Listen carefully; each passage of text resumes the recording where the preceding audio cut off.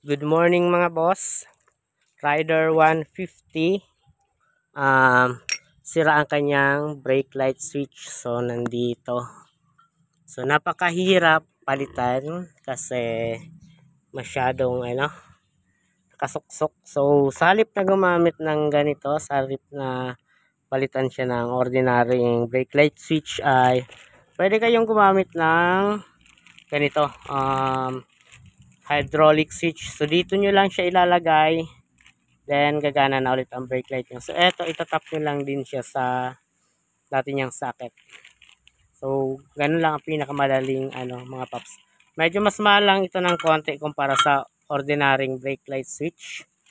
Which is ganito. Pero, mas mabilis ikabit. At saka, mas durable ito kumpara sa ganitong mga generic na, brake light switch. So, yun lang mga paps. Sana nakatulong sa inyo ang video na ito.